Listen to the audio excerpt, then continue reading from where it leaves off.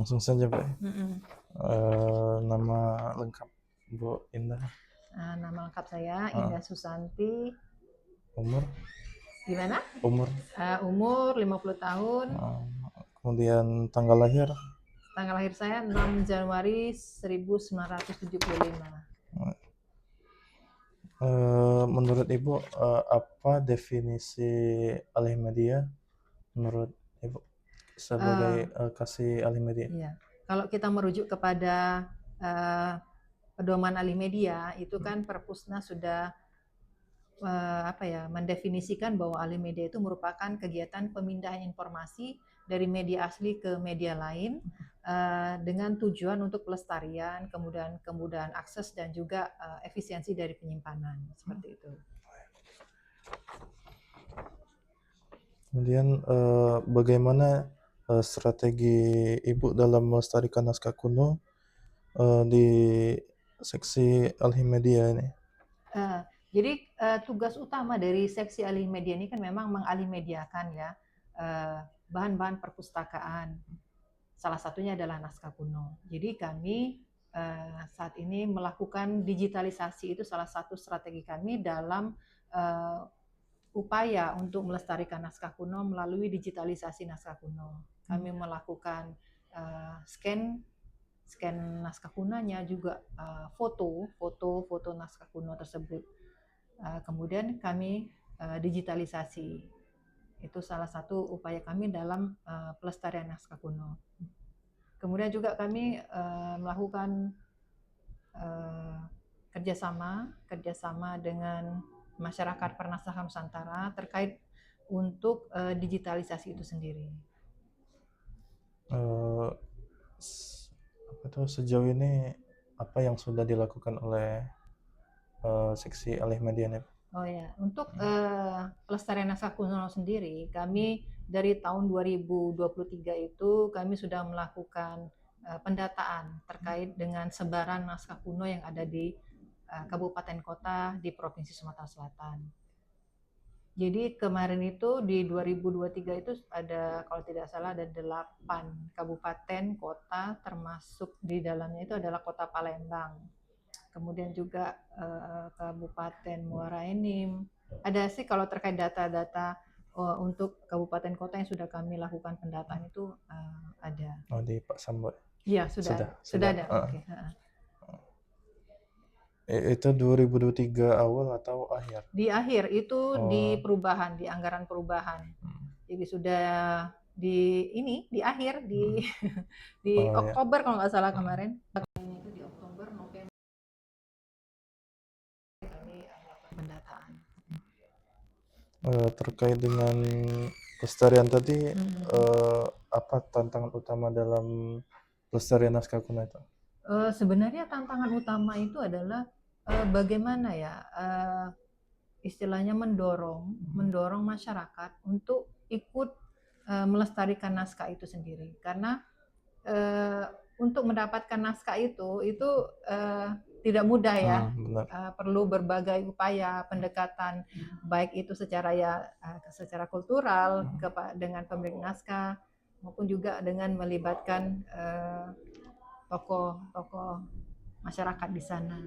Dan tentu saja dalam pelaksanaan pendataannya sendiri, kami selain berkoordinasi dengan dinas kabupaten kota, dinas perpustakaan khususnya, kami juga berkoordinasi dengan dinas kebudayaan dan pariwisata di masing-masing kabupaten kota. Karena memang ada irisan ya antara perpustakaan dan kebudayaan itu sendiri di dinas kebudayaan itu sendiri. Seperti itu. Kemudian apakah ada standar atau pedoman tertentu yang digunakan dalam pelestarian naskah kuno? Kalau terkait dengan pelestarian naskah kuno sendiri, tentu saja kami berpedoman kepada yang pertama ya Undang-Undang Nomor 43 Tahun 2007 tentang Perpustakaan, di mana di situ disebutkan bahwa yang menjadi kewenangan pemerintah daerah itu mengalih mediakan naskah kuno yang dimiliki masyarakat di wilayahnya masing-masing untuk dilestarikan dan didaya gunakan. Kemudian Peraturan Perpustakaan Nasional Nomor 9 Tahun 2024 tentang pelestarian naskah kuno.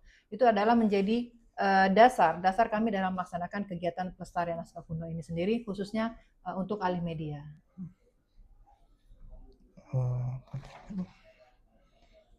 Apakah sejauh ini dalam alih media, apakah ada keterbatasan anggaran atau SDM Ya, dalam melestarikan naskah kuno? tentu saja dalam pelaksanaan pelestarian naskah kuno ini kami banyak kendala ataupun permasalahan yang kami hadapi. Utamanya di sumber daya manusia, karena kami tidak mempunyai filolog ya. Jadi memang filolog ini kan fungsinya sangat penting di dalam mengidentifikasi naskah tersebut. Bagaimana mendeskripsikan naskah tersebut, kita mau tahu apa isinya, seperti apa naskah kuno itu kan kalau tidak ada filolog itu tentu saja akan sangat kesulitan. Maka dari itu kami menggandeng masyarakat pernaskahan Nusantara, Komisariat Sumatera Selatan, itu ketuanya Ibu Dr. Nyimas Umi Kalsum.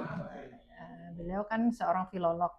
Memang dari sisi keilmuan beliau juga memahami terkait dengan naskah kuno ini sendiri.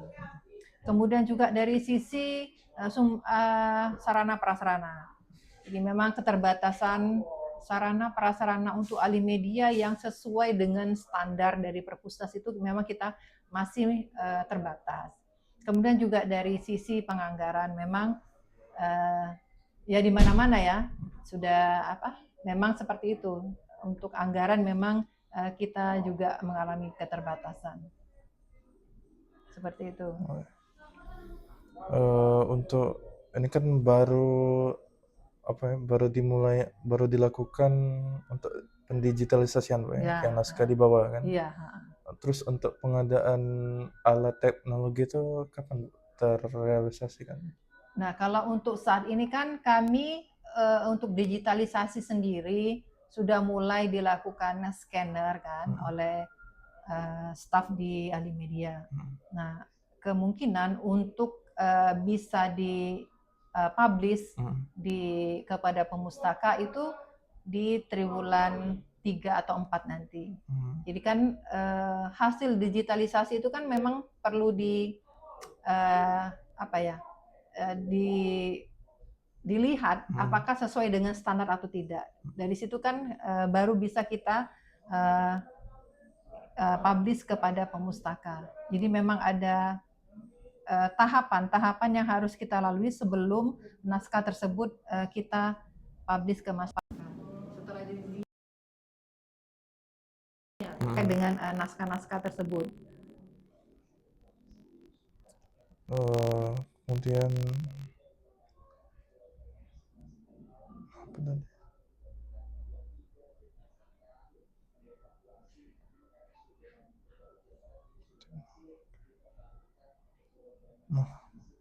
Lupa gitu. Tidak apa-apa. Ini aja. Apa kira-kira yang masih diperlukan? Nah, untuk kedepannya itu bukan. Apakah ada kerjasama dengan Perpusnas untuk kolaborasi pelestarian naskah ini? Tentu saja akan ada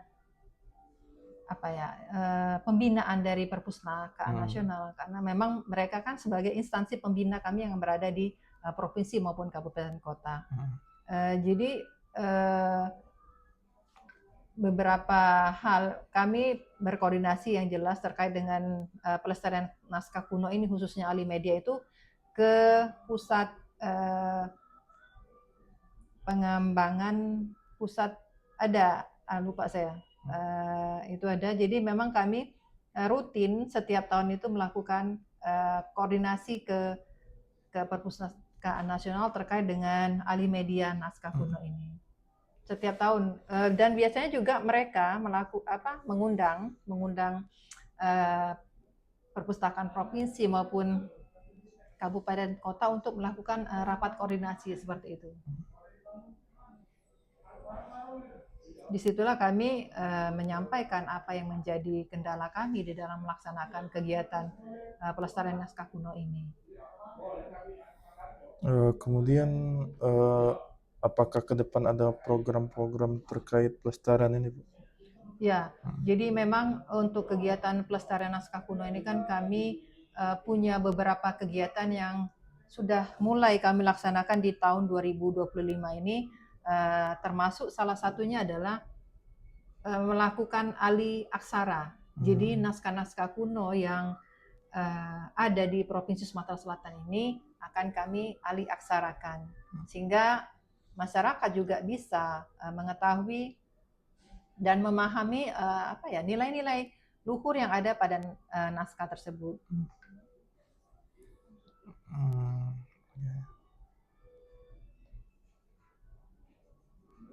Mungkin itu saja, Bu. Selain itu tentu saja alih aksara juga, kemudian juga kami melakukan itu tadi inventarisasi terkait naskah kuno, kemudian juga kami melakukan digitalisasi seperti itu, dan juga alih aksara. Jadi ada 3 item kegiatan yang kami lakukan tadi, pendataan, kemudian inventarisasi, identifikasi, yang kedua kami melakukan digitalisasi terhadap naskah kuno, dan melakukan alih aksara kepada naskah kuno yang memang kami anggap memiliki nilai sejarah, nilai ilmu pengetahuan yang bermanfaat bagi orang banyak, seperti itu. Mungkin itu saja, Pak. Mungkin ada yang mau disampaikan, Ibu, terkait seberapa antusias masyarakat, apa itu kan tugas perpustakaan itu membantu melayani masyarakat. Iya. Gitu. Jadi memang perpustakaan sebagai sumber informasi, juga sebagai pusat sebagai juga untuk penelitian, itu memang sangat berperan penting di dalam mencerdaskan kehidupan bangsa. Dan salah satu tugas kami di seksi alih media adalah itu tadi, menjaga agar nilai informasi yang terkandung di dalam naskah itu tetap terjaga dan bisa diakses oleh generasi yang akan datang. Itu salah satu upaya yang dilakukan oleh perpustakaan untuk melestarikan nilai-nilai informasi yang ada pada naskah kuno tersebut. Dan juga digitalisasi naskah kuno ini sejalan dengan cita ke-8 Presiden Prabowo Subianto dan Wakil Presiden Gibran Rakabuming yang yaitu memperkuat penyelarasan kehidupan yang harmonis dengan lingkungan alam dan budaya, peningkatan toleransi antar umat beragama untuk mencapai masyarakat yang adil dan makmur. Jadi bagaimana membangun masyarakat Indonesia yang berkepribadian dalam kebudayaan. Jadi itu mungkin memang tidak terkait secara langsung, tetapi itu adalah ada keterkaitan dengan astacitanya ke-8 Presiden Prabowo Subianto dan Wakil Presiden Gibran Rakabuming Raka, seperti itu. Ya, mungkin itu saja, Pak. Ada lagi? Sudah. Kalau memang ada hal-hal yang belum informasinya belum tersampaikan atau masih kekurangan, kan data terkait dengan pelestarian naskah kuno ini kan bisa menghubungi Pak Sam, atau juga bisa ke sini ke alih media atau ke Pak Adi. Karena bidang kami ini kan saling keterkaitan. Kami melakukan digitalisasi naskah, itu kan harus ada naskahnya. Sebenarnya penyedia naskah untuk ini adalah di konservasi kan, di bidangnya Pak Adi. Jadi ketika ada naskah baru bisa kami digitalisasi, seperti itu. Harus ada bahannya dulu. Satu lagi, Bu, untuk penampung dokumen digitalisasi itu. Ada semacam aplikasi atau browser gitu. Nah, untuk sementara ini kami masih di server ya. Nah, nanti ke depannya memang kami akan ada di website ataupun di ini slide itu akan kami masukkan Oh, ya. hasil dari digitalisasi naskah ini, sehingga memang bisa diakses oleh semua pemustaka. Jadi mereka tidak perlu lagi datang ke dinas perpustakaan, cukup mengklik website yang ada di dinas perpustakaan. Dan juga kami itu berencana berbagi link dengan dinas perpustakaan kabupaten kota, ataupun nanti dengan UIN Raden Patah rencananya, dengan UPT perpustakaannya. Jadi Oh, ya. UPT perpustakaan UIN sendiri kan sudah melakukan digitalisasi ya terhadap beberapa naskah kuno. Nah, kami sudah sempat bicara juga dengan Ibu Nyimas terkait dengan berbagi link tadi, sehingga masyarakat juga bisa mengenal dan menyebarluaskan informasi terkait dengan naskah yang ada di Sumatera Selatan ini sendiri. Mungkin itu saja, Pak. Ada lagi nggak? Sudah cukup. Sudah cukup. Ya. Tadi kalau memang ada yang kurang bisa ke Pak Sam atau ke saya ataupun ke Pak Adi atau Pak Egi, karena kalau terkait dengan digitalisasinya sendiri, bagaimana proses men-scan, bagaimana proses digitalisasi itu ke Pak Egi, karena teknisnya beliau yang memahami. Oh, yang di lapangan. Pak Egi. Kalau Pak Bambang ini tugasnya? Pak Bambang dia lebih kepada konservasi, bagaimana naskah tersebut dijaga dari kerusakan. Seperti kalau misalnya sudah ada tanda-tanda rusak, nah itu dia memperbaiki. Dia memperbaiki fisiknya, fisik naskahnya. Oh, kalau termasuk dikasih box. Iya, seperti itu tugasnya dari seksi konservasi. Makanya sebenarnya kami itu keterkaitan. Mereka sebagai penyedia naskah dan kami sebagai penyedia informasinya gitu. Informasi dari naskah tersebut seperti itu. Oh, boleh dijelaskan, Bu, bidang pelestariannya apa tugasnya kayak itu, Bu? Biar di sini dimasak juga tugas dan fungsi bidang pelestarian kata. Tugas dan fungsi kasih alih media dan konservasi gitu. Kalau nanti saya kasih ini aja deh. Ada tusinya. Nanti saya bagi ke Adek, ke WA mungkin. Jadi tugas dan fungsi bidang pelestarian ini. Itu kan karena kami punya dua seksi alih media sama seksi konservasi, perbaikan dan perawatan bahan perpustakaan. Nanti saya kasih ininya. Lewat WA aja ya. Iya. Tusinya, tugas dan fungsinya. Sudah, mungkin gitu aja. dokumentasi, Pak. Oke. Foto. Iya. Oke.